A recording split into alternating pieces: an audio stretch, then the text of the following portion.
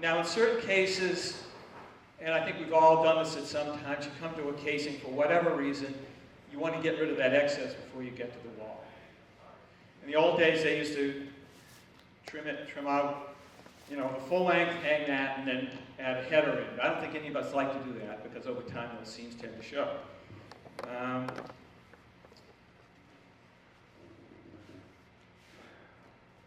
So I started doing some pre-cutting in order to eliminate some of that excess paper before I get to the wall. And I did it occasionally for one reason or another, but over the years I decided, you know, that really works kind of well. So I started to use it on a more regular basis, and I developed some techniques in order to make it quick. It's like any other technique you'd use. The more you use it, the better you get at it. It starts to get efficient. The main reason I started using it was for cleanliness. So this piece has been hung, and I'm coming up to the door casing, and we have about 6 inches. And just like coming into a corner, you want to check it in all 3 places, make sure that the casing is straight, but get the widest measurement. In this case, it's 6 inches. You also have this dimension above the casing, and we'll measure that, and that's, well, it's a little over 10. Again, I'm trying to get rid of excess, and I don't want to cut anything short, so if it's 10 plus, this casing's a little loose. That's nice, I can pull that out and tuck it behind. So 10 and a half, I'll just call it 11 and make it easy on myself. And now I'm coming in from the right to the left, so it's the right edge that I'm working off of. And so I come to my paper. I'll hold this up. I know it's going to be difficult for you to see me do a lot of table work, but I'll try to make it so you can see what I'm doing. So that side measurement was 6 inches. Just to give myself some leeway, I'm going to cut it at 6 1/2. It was 6 all the way up. 6 is going to be safe. So I make a little notch for 6.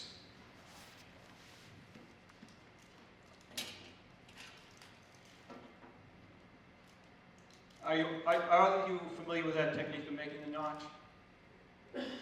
I don't need to explain that. Does anybody raise your hand if you want me to explain that in detail? Okay, so you fold the paper over on top of itself, and you get the edges even, and then you come across the dimension you want. You make a notch through both the top and the bottom. There's a little notch here, there's a little notch here, and they're going to be 6 inches on both ends. Then you can set the straight edge on those notches, rather than having to measure over back and forth, back and forth. And now you have 6 inches all the way down. So that's your imaginary door casing there, in your mind? This is the door casing. Yeah. And we had, I always write these things down because I forget, that was 10 and a half made it 11. Now, one thing that's important on this technique is you always cut your tops the same at the table. So you have the same amount of selvage at the top. I usually use about 1 1/2 inches. So coming off the top, I need 11 plus 1 1/2 inches, 12 1/2 inches. So I come down here and I will make a reference point. Usually I can tell by pattern where I'm going to cut to. Now I have my underlap is always my top. You may do it differently, but you can adjust yourself. So this is the top of the sheet, and this part is the bottom. This is the top, underneath this is the bottom. So I kind of, I'll explain this more after I hang one so you can see what I'm talking about.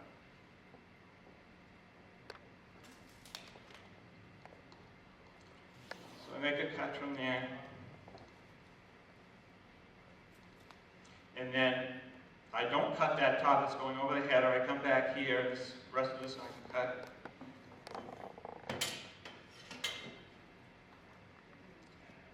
So, now I have to make sure I don't cut this off from the wrong side. And I usually leave a little bit extra. This is going to be the top coming down to the casing. It doesn't matter if I have a little extra flap at the top, as long as that comes off. This, again, my overlap is the bottom. I can pull this back and just cut it along the top of the sheet. That's gone. Now, on the back, we still have a piece. So I just flip that over. We'll go over this. I'll have a couple of other techniques for this. Of course, you do need scissors. So you have some great scissors for sale in the back. And you have to be careful. You're cutting just the back piece, not the front piece, now that it's split. And you just cut it up to there. Pull that piece off.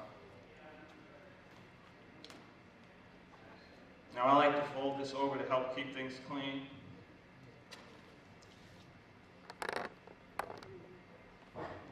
So this slab that's going over the door is folded. That's going to go over the door. So that helps me tell where which side of the sheet is going towards the casing.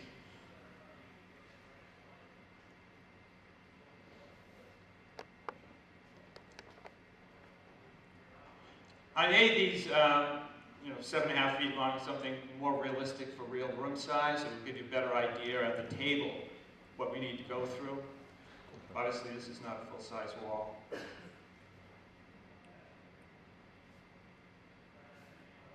So, a couple of reasons on it. Now, the main reason for this is to control pace. I'll see on the next one I can cut this a little bit shorter. But it controls getting paste all the molding. So the more molding you have, the more you have to wash off. So that helps it even more. But it also is easier to control the paper. I'm not going to spend a lot of time smoothing this down. But it also, one of the problems with certain papers is when you have a lot of paper that's hanging over the edge and it's a fairly weak paper, you tend to get tears here. Yeah. And the more paper you have hanging down here, the more likely you are to get a tear. So you're getting rid of a lot of the weight and a lot of the stress at this point.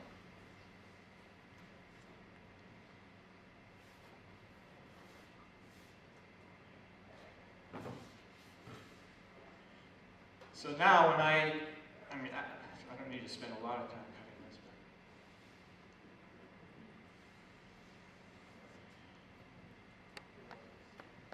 So, having done that, all I really have to wash off is the very edge. Now, if you imagine this as being, a 6-inch molding or something, that's a lot of time saving right there. Let me show you a little variation on that. So I made that same notch cut. Now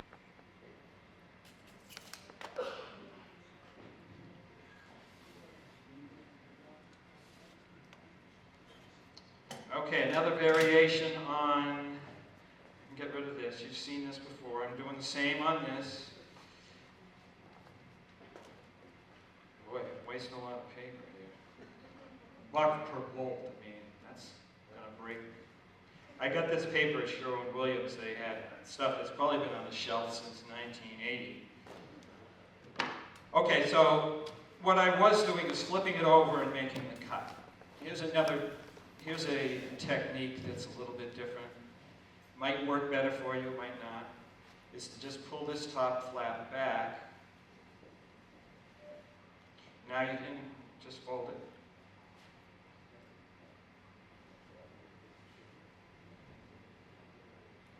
And now you have the edge going along here you can use to cut that bottom flap off.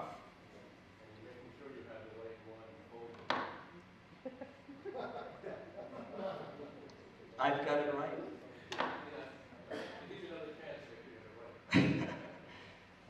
And then I cut that off. So that's just another little technique to get you to the same place. To this side, the paper's 20 5/8. It's going to come out to about here.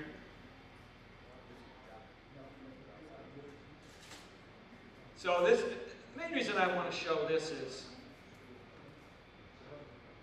sometimes there's a tendency to want to come out here and measure back to the casing. You really want to measure, like I said, you always want to measure from the seam that's in place. So in this case, it's 12 inches to the casing. So what I'll do is And this is, you're coming in here, it's easy to triple check here. On this side, you could put a laser out here, or a laser on the casing and see how plumb it is. But I'm a little more cautious on this side. So this is 12 inches. I would probably 11 inches. It depends, again, how square things are. It's still going to make the 11 inches plus an inch and a half to 12, down to 12 inches. So I'm still going to make those cuts the same.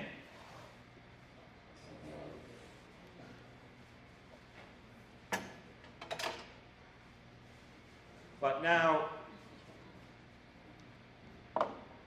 this is the direction I usually, when I do it, I usually open the paper and cut from here. It might be easier to have it turned around, especially if it was a wide piece.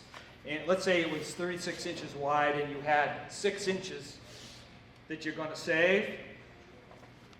It might be nice to have the 6 inches closest to you to make the cut more easily. But there's always a tendency to cut from the closest side. And then, of course, you've cut off exactly what you want to save. So, and then on this side, like that. Yeah? Now you're going to cut the thing. Right, but instead of cutting that, you're going to be even tighter. No. I'm cutting that. No. Well, how's that look right now? Yeah. I'm cutting this. Yeah. Okay, so. Security. So Sarah's now pulling back the bottom. Okay, so She knows exactly what she's doing. She looks confused, but she's cutting in like this, and then coming up. So now, you see, you're even tighter. Oh, she is so smart. She should be doing this demo. So she has left.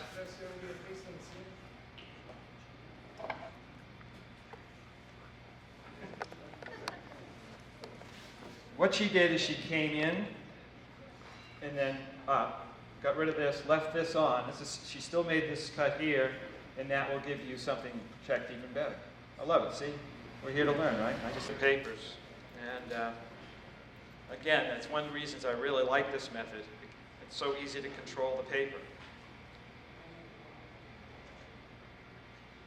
Now, normally I'd have a laser coming down here, but yeah, there it is again. It's complete.